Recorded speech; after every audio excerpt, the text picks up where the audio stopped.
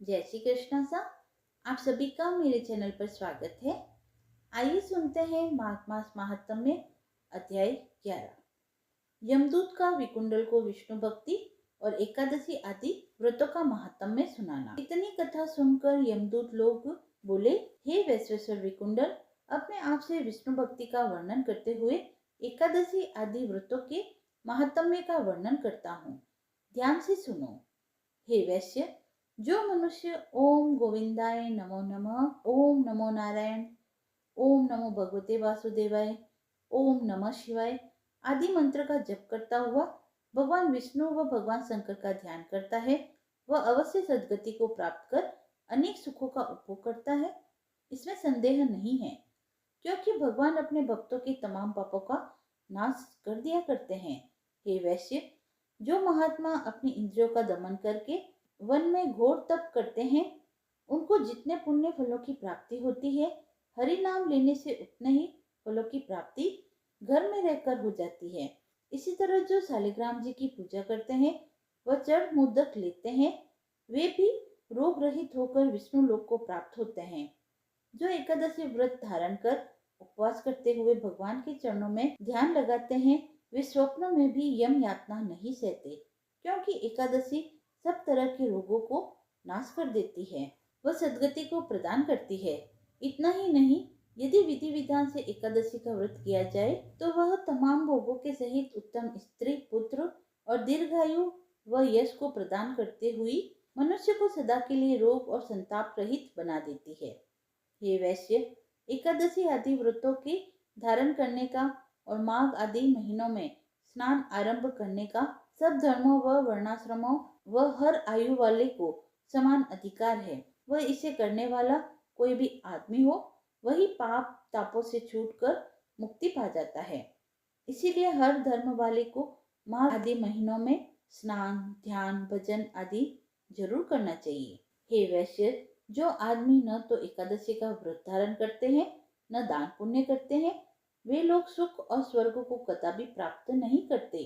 वे सदैव सांसारिक दुखों को भोगते हुए नर्क की घोर यातनाएं सहा करते हैं।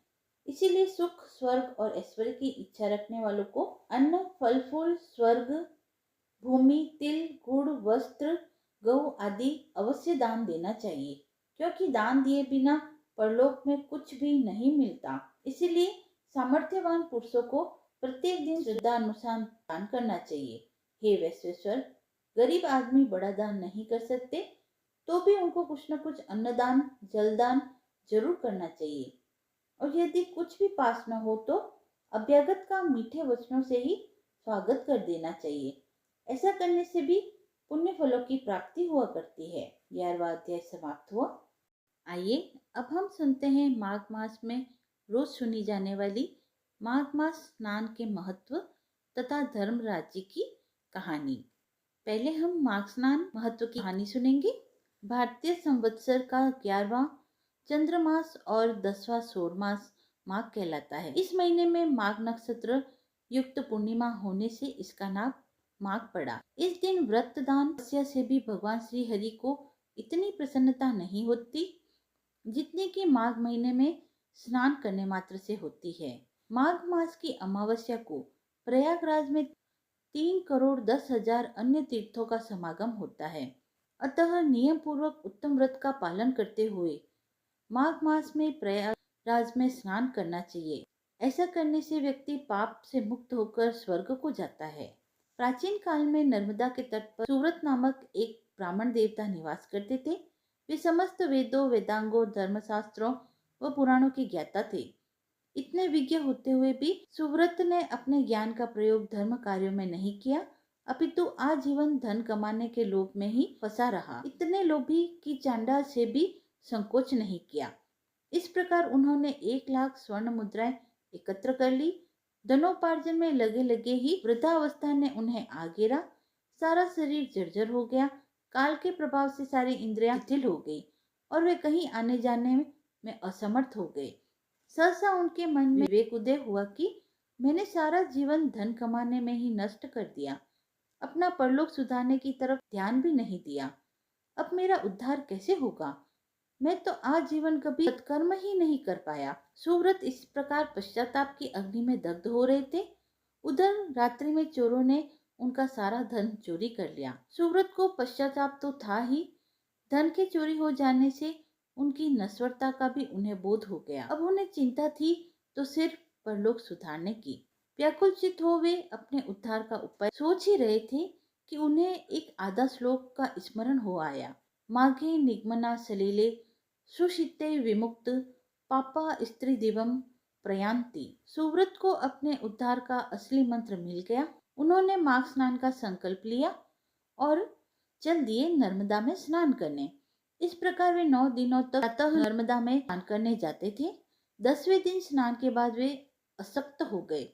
शीत से पीड़ित हो उन्होंने प्राण त्याग दिए। यद्यपि जीवन भर उन्होंने कोई सत्कर्म नहीं किया था, पाप पूर्वक ही धनार्जन किया था, परंतु माघ मास में स्नान करके पश्चाताप पूर्वक निर्मल मन हो प्राण त्यागने से उनके लिए दिव्य विमान आया और वह उस पर आरूढ़ हो स्वर्ग लोक को चले गए।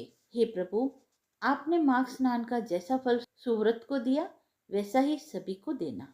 आइए अब सुनते हैं धर्मराज जी की कहानी। एक समय पर पृथ्वीलोक पर बब्रुवाहन नामक एक राजा राज्य करता था। उसके राज्य में किसी चीज की कमी नहीं थी। इसी राज्य में हरिदास नामक ब्राह्मण भी निवास करता था, जिसका विवाह गुणवती नाम की स्त्री से हुआ था, जो कि बहुत ही धर्मवती और पतिव्रता महिला थी।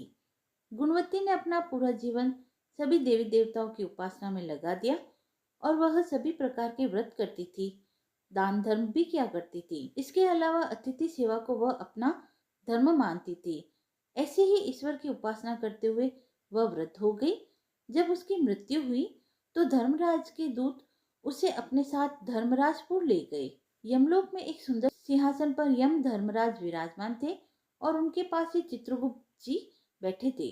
चित्रगुप्त जब धर्मराज जी को प्राणियों का लेखा जोखा सुना रहे थे, तभी यमदूत गुणवती को लेकर पहुंचे। गुणवती यमराज को देखकर थोड़ी भयभीत हुई और मुंह नीचे करके खड़ी हो गई। फिर चित्रगुप्त ने गुणवती का ब्यौरा निकाला और उसके बारे में धर्मराज जी को बताया। धर्मराज जी ने गुणवती का पूरा ब्यौरा देखा और वे प्रसन्न हुए, लेकिन फिर भी उनके मुख पर थोड़ी सी उदासी भी छाई हुई थी। यह देखकर गुणवती ने पूछा, हे प्रभु, मैंने तो अपने जीवन काल में सारे सत्कर्म ही किए हैं, फिर भी आपके मुख पर उदासी छाई है। इसका कारण क्या है? प्रभु, मुझसे क्या भूल हो गई? धर्मराज जी ने कहा, हे देवी, तुमने सभी देवी देवताओं के व्रत किए हैं, उपासना की है, लेकिन कभी भी तुमने मेरे नाम से कुछ पूजा पाठ या दान नहीं किया। धर्मराज जी की बात सुनते ही गुणवती क्षमा याचना करने लगी और कहने लगी, हे प्रभु, मुझे आपकी उपासना के बारे में कुछ पता ही नहीं है।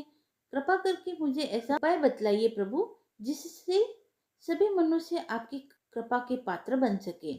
मैं आपके मुख से आपकी भक्ति का मार्ग सुनना चाहती हूँ और मेरी कामना है कि मृत्यु लोक पर वापस जाकर मैं आपकी भक्ति करूं और सभी लोगों को इस बारे में बताऊं।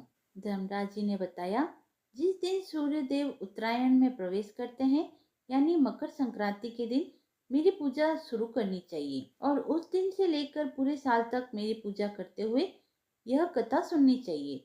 साथ ही मेरी पूजा करने वाले व्यक्ति को धर्म के इन 10 नियमों का पालन अवश्य करना चाहिए। धीरज रखना यानी संतुष्ट रहना, अपने मन को वश में रखना और सभी को क्षमा करना, किसी प्रकार का दुष्कर्म नहीं करना, मानसिक और शारीरिक शुद्धि का ध्यान रखना, अपनी इंद्रियों को वश में रखना, बुरे विचारों को अपने मन में न लाना, पूजा पाठ और दान पुण्य करना, व्रत करना और व्रत की कहानी सुनना, सच बोलना और सभी से अच्छा व सच्चा व्यवहार करना और क्रोध न करना।